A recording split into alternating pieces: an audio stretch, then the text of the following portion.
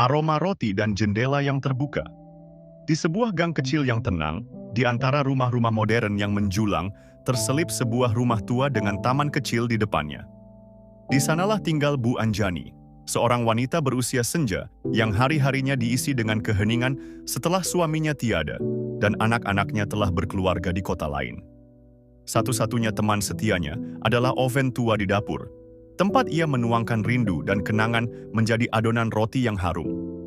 Setiap pagi, aroma roti kayu manis, roti coklat, atau roti keju yang baru matang akan menguar dari jendela dapurnya, menyapa siapa saja yang lewat.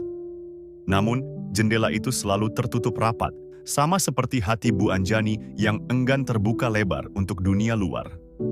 Suatu hari, sebuah keluarga baru pindah ke rumah kosong di seberang rumahnya. Keluarga itu memiliki seorang anak laki-laki berusia 7 tahun bernama Rio. Rio adalah anak yang periang dan penuh rasa ingin tahu. Matanya yang bulat besar selalu awas mengamati sekelilingnya. Dari jendela kamarnya, Rio bisa melihat langsung ke jendela dapur Bu Anjani. Setiap pagi, hidungnya akan menangkap aroma ajaib itu. "Ibu, di seberang ada toko roti." "Ya? Wangi sekali," tanyanya pada ibunya. Ibunya tersenyum. "Bukan Rio, itu rumah Bu Anjani. Beliau memang pandai sekali membuat roti." Rasa penasaran Rio semakin besar. Ia ingin sekali tahu wajah di balik aroma roti yang lezat itu. Namun, setiap kali ia melongok, yang terlihat hanyalah tirai yang sedikit tersibak. Suatu sore, saat sedang asyik mengejar bola, tendangan Rio meleset. Bolanya melambung tinggi, melewati pagar, dan mendarat tepat di taman kecil Bu Anjani, menjatuhkan beberapa pot bunga gerbera miliknya.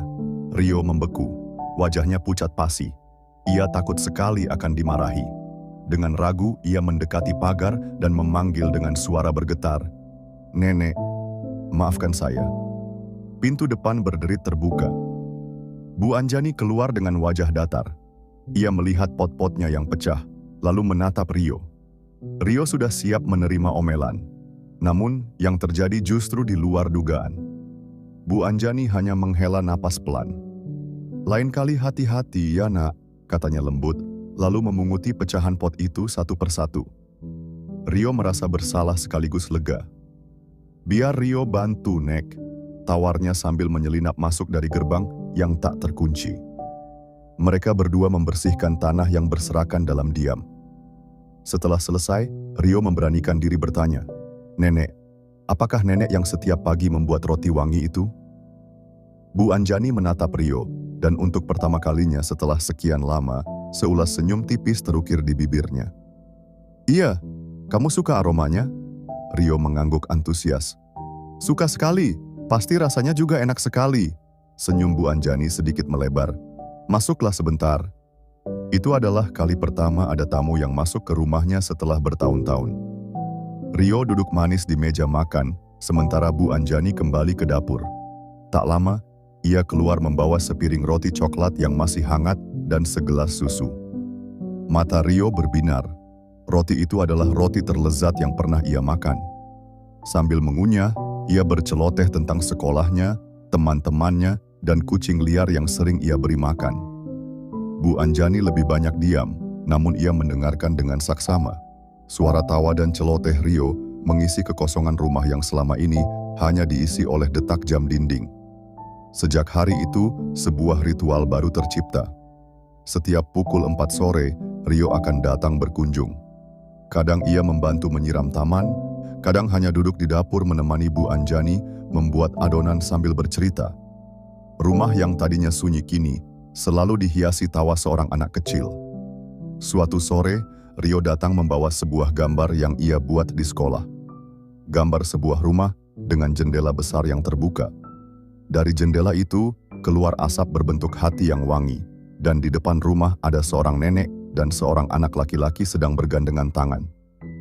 "Ini untuk nenek," kata Rio sambil menyerahkan gambarnya. "Ini rumah nenek."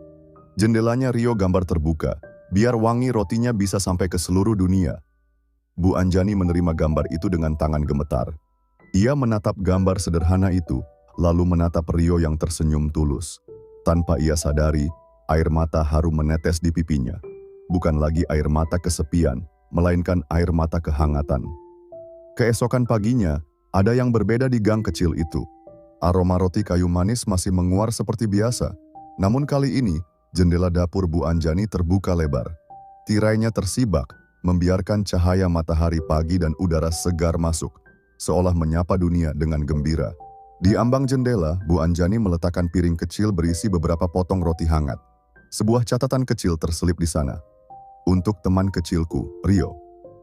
Kehadiran seorang anak laki-laki dengan bola dan senyum tulusnya tidak hanya memecahkan beberapa pot bunga. Ia telah berhasil membuka sebuah jendela yang lama tertutup, membawa masuk kembali kehangatan dan kebahagiaan ke dalam hati yang pernah sepi.